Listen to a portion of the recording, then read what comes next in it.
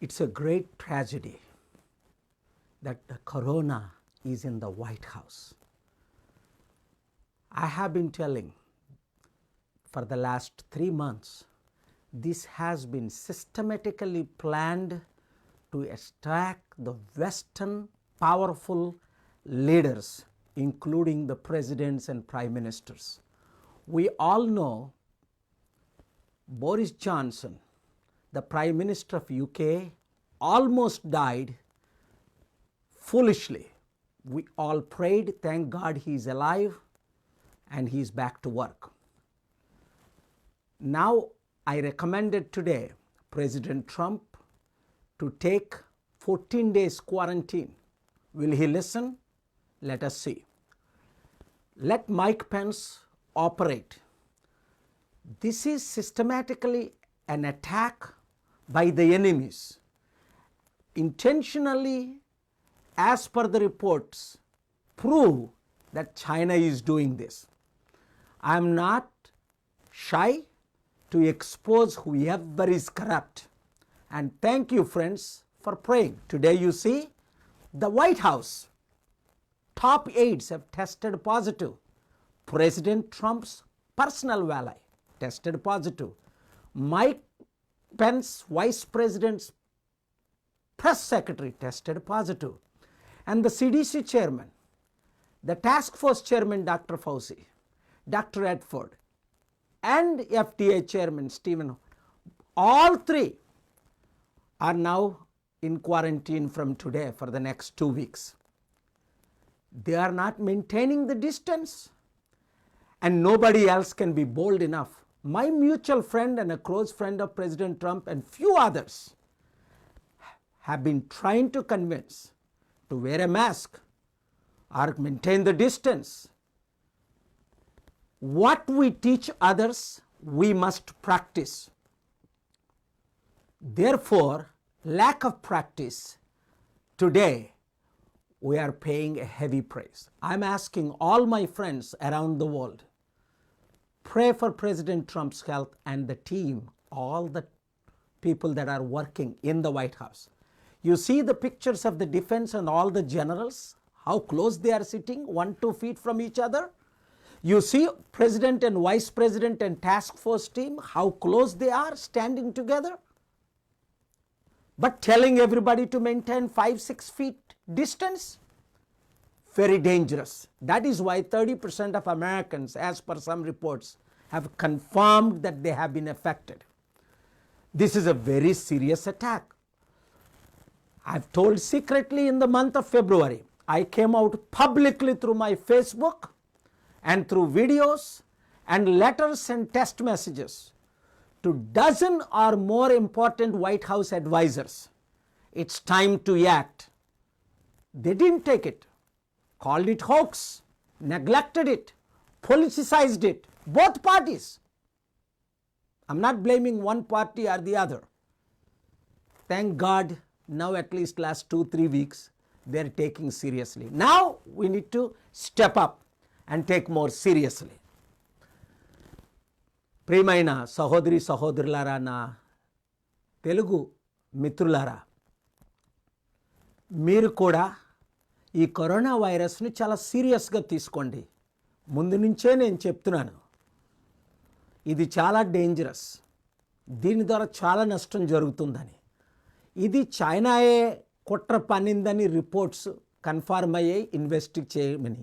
ఫిబ్రవరి 1 నుంచి మార్చి 8 వరకు white హౌస్తో important లీడర్స్తో సీక్రెట్గా కమ్యూనికేట్ చేశాను, పబ్లిక్గా మీడియాకు రాకూడదని. మార్చి నుండి ఇంకా తప్పదు గనక మీడియాకు పబ్లిక్గా వచ్చాను. మీడియా మిత్రులు మన రాష్ట్రాల్లో ఏంటి, important top Fox News, CNN, Washington post లాంటి వారు ఏంటి, దీన్ని సీరియస్గా తీసుకొని ఎక్స్పోజ్ చేశారు. ఆ తరువాత ఇంకా డిస్టెన్స్ మెయింటైన్ చేయకండి. ఇప్పుడు నేను అనేక సార్లు బయటికి వెళ్తున్నాను, ఓన్లీ ఇంపార్టెంట్ మాస్క్ పెట్టుకుంటున్నాను. ఎందుకు? గాల్లో దీపం పెట్టి దేవుడా అని దేవుడు అనలేదు. ఒక పాస్టర్ గారు వర్జీనియాలో చనిపోవడం మీకు తెలుసు, నాకు పర్సనల్ ఫ్రెండ్, నేను ఆయన చర్చిలో ప్రీచ్ చేశాను. దేవుడు గొప్పవాడు అన్నారు. కరోనా ఏం చేయదన్నారు. ఎస్, దేవుడు గొప్పవాడే.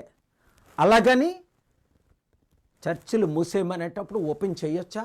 అందుకనే నేను దైవజనులతో కూడా మాట్లాడాను, మీ అందరితో మాట్లాడాను. ఈరోజు ఎంత ట్రాజెడీ చూడండి. అమెరికన్ ప్రెసిడెంట్ వైట్ హౌస్ లోపట ఆయన పర్సనల్ వేళకి టెస్ట్ పాజిటివ్గా వచ్చింది. Mike president, vice president, press సెక్రటరీకి పాజిటివ్ టెస్ట్ వచ్చింది. అలాగే ఇంకా అనేక మందికి టెస్టులు జరుగుతున్నాయి. ఇప్పుడు White House task force face of the White House అనాలా doctor Fauci, CDC chairman leader doctor Redfield, doctor Steven Hahn, ముగ్గురికి అంటే మూడు డిపార్ట్మెంట్ల ముగ్గురు లీడర్స్కి క్వారంటైన్ తీసుకోవాల్సిన అవసరం వచ్చింది. ట్రంప్ గారికి వచ్చిందనే ఇంటర్నల్ ఇన్ఫర్మేషన్. అయితే ఆయనకు వచ్చు ఎక్సర్సైజ్ చేయడం ఏంటి, ప్లే చేయడం ఏంటి, హెల్తీగా ఉన్నారు, వయసులో 73 సంవత్సరాలైనా.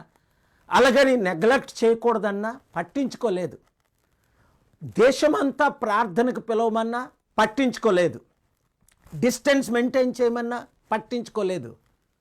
ఇప్పుడు ప్రాణం మీదకి వచ్చింది. UK prime minister Boris Johnson పట్టించుకోలేదు. ఆయన ఆల్మోస్ట్ చనిపోయారు వెంటిలేటర్స్తో. దేవుని కృపలో ప్రార్థనల ద్వారా మంచి మెడిసిన్, మంచి డాక్టర్స్, మంచి ట్రీట్మెంట్ ద్వారా బ్రతికి బయటపడ్డారు. ఎంతమంది స్పోర్ట్స్ ఫిగర్స్ చనిపోలేదు, ఎంతమంది చిన్నపిల్లలు చనిపోలేదు, ఎంతమంది ఎల్డర్లీ పీపుల్ చనిపోలేదు. అందరూ ఏ తేడా లేకుండా చనిపోతున్నారు. అందుకనే మన తెలుగు రాష్ట్రాల్లో కూడా నేను ముఖ్యంగా రిక్వెస్ట్ చేసింది అప్పుడు ప్రైమ్ మినిస్టర్ గారితో కూడా, దీన్ని మినిమం 6 వారాల నుంచి 12 వారాల వరకు పొడిగించాలి. అలాగని కూలీ మాలి లేని వారికి తిండి లేక మలమల్లాడిపోతారు. వాళ్ళకి తిండి పెట్టడానికి కనీసం ఒక 5-7 వేల రూపాయలు రేషన్ పంపించాలి ఇంటికి నెలకి. 3 నెలలు మనం జాగ్రత్తలు తీసుకుంటే ఇది తగ్గిపోతుంది. లేదు అంటే ఎన్ని వేల మంది చనిపోతున్నారో లెక్కుందా? ఇప్పటికి అమెరికాలో 80,000 మంది చనిపోయారు. అసలు ఇన్వెస్టిగేట్ చేస్తున్నారు నవంబర్ నుండి ఇంకా అనేకులు చనిపోయారని. బయటపడింది ఓన్లీ మార్చిలోనే, ఏప్రిల్లోనే. ఇప్పటికైనా నేను 3 రోజుల క్రిందట ఎందుకు కొంచెం కోపపడ్డానంటే, ఇలాంటి సమయంలో వందల వేల మంది లైన్లో ఉండి మద్యపానం నిషేధించకుండా సెంట్రల్ గవర్నమెంట్ పర్మిషన్ ఐదుగురికి అట్ ఎ టైం డిస్టెన్స్ ఇస్తే వందల వేల మంది ఎలాగెళ్తున్నారు. అందుకనే ఇప్పుడు మరలా నేను రిక్వెస్ట్ చేస్తున్నాను, మద్యపానం నిషేధించండి. ఇప్పుడు దానివల్ల వచ్చిన 100 కోట్లు 1000 కోట్లు ఆశిస్తే దానివల్ల వచ్చే నష్టం వేల కోట్ల మీద ఉంటుంది. మనం వీటన్నిటిని ఓవర్కమ్ చేయొచ్చు. ఆర్థికంగా ఏం చేయాలి, ప్రాక్టికల్గా ఏం చేయాలి, ఫ్యూచర్ ఇన్వెస్ట్మెంట్స్ ఏ విధంగా తేవాలి, మనం డిస్కస్ చేసి మూవ్ ఫార్వర్డ్ అవుదాం. నా వంతు నా సహాయం ఉంటుంది. కనీసం 7,000 కోట్ల రూపాయలు 2 తెలుగు రాష్ట్రాలకి 7,000 కోట్లు ఈచ్ రాష్ట్రానికి నేను తెప్పించగలను. ఒక లెటర్ ఇమ్మన్నా. అంతేకాకుండా ఛాలెంజ్ చేశాను, ఇన్వెస్ట్మెంట్స్ని తీసుకొస్తాను 6 నెలల్లో. ఇవన్నీ ప్రాబ్లమ్స్ మనకు సాల్వ్ అయిపోతాయి. ముందు బ్రతుకుంటేనే కదా ఏమైనా చేయగలం. అలాగని తిండి లేక ఎంతమంది చనిపోతారు, వాళ్ళకి ముందు మనం తిండి పెట్టాలి కదా. ఒక కుటుంబానికి 7,000 రూపాయలు ఇస్తే సరిపోద్ది. ఇక్కడ 1 కోటి కుటుంబాలు 7,000 కోట్లు, అక్కడ 1 కోటి కుటుంబాలు 1-2 మంత్స్ ఇస్తే 3rd మంత్స్ నుంచి ప్రాబ్లం సాల్వ్ అయిపోతుంది. చాలా సీరియస్గా తీసుకోవాల్సింది. అందుకనే మనకున్న 42,000 మంది ప్రజాశాంతి పార్టీ కోఆర్డినేటర్సు, పాల్ ఆర్మీతో ఉన్న 25,000 మంది కోఆర్డినేటర్స్, మన పాస్టర్స్ దైవజనుల లిస్ట్ ఉన్న 75,000 మంది, 2 రాష్ట్రాల్లో 78,000 మంది కోఆర్డినేటర్లు. మీకు నేను ఫేస్బుక్ ద్వారా నేను రిక్వెస్ట్ చేసిందంటే, మీరు వెళ్ళండి, ఎక్కడ మద్యపానం ఉంటుందో మీరు కూడా వెళ్ళి లైన్లో నిలబడి చూడండి. ఎక్కడైనా 5-10 మంది కంటే డిస్టెన్స్ మెయింటైన్ చేయట్లంతే వీడియో తీయండి, అప్లోడ్ చేయండి. గవర్నమెంట్ని దూషించకండి, ఫైట్ చేయకండి.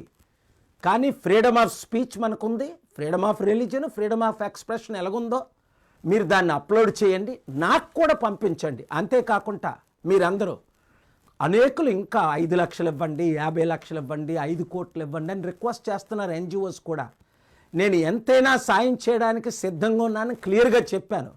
అందుకనే 3 రోజుల క్రిందట ప్రైమ్ మినిస్టర్ గారికి లెటర్ రాశాను 2 రిక్వెస్ట్లు చేసి. ఒకటి, మా FCRL రెస్టోర్ చేయమని ఓపెన్గా నేను రిక్వెస్ట్ చేశాను, పెద్దలతో మాట్లాడాను. అది జరిగేటట్టు చేయండి, మీరు కూడా ప్రేయర్ చేయండి. 2, గవర్నమెంట్ స్పెషల్ పర్మిషన్ ఇమ్మన్నాను. ఇల్లు లేని వారికి ఇల్లు, ఈ కరోనా వైరస్ విక్టమ్స్కి ఎయిడ్ తీసుకురావడానికి. చాలామందికి అర్థం అవ్వట్లేదేమో మరి. FCRA లేకుండా నేను నా చారిటీకి డబ్బులు పంపలేను, కలెక్ట్ చేయలేము, పంపలేము. First point. 2, గవర్నమెంట్ పర్మిషన్ లేకుండా సమిట్లు ఇన్వెస్ట్మెంట్స్ తేలేము. అందుకనే నేను రాజకీయాల్లోకి ఎంటర్ అయ్యాను. వచ్చే డబ్బు ఆపేశారు, ఫ్యూచర్ డబ్బు తేకుండా క్రిపుల్ చేసేశారు, ఉన్న డబ్బు సీజ్ చేసేసారని వారిచ్చిన వాగ్దానాల కొరకు నేను దేవుణ్ణి స్తుతిస్తున్నాను. So I'm requesting the prime minister Modi to take very urgent steps necessary so that, and the chief ministers of both states, so that we can work together, pray together, plan together. I'm not talking about religious prayer. I'm talking about praying to God Almighty so that we can develop our states, to empower the youth, to educate those who need, to take care of elderly and all those who are in need of hospitals, and provide farmers what they need and create jobs. I am here. My prayers are with you. Thank you very much. God bless you. మీ అందరినీ దేవుడు దీవించుగాక. దయచేసి మీరు అందరూ కలిసి, మనం అందరము కలిస్తే ఏ విధంగా మీడియా అద్భుతంగా రిపోర్ట్ చేశారో గతంలో, ఇప్పుడు కూడా రిపోర్ట్ చేసినట్లు ప్రేయర్ చేయండి, పని చేయండి, మీరు కూడా అందరితో షేర్ చేయండి. Thank you very much. God bless you. 1 week తర్వాత నేను మరలా మీతో మాట్లాడతాను.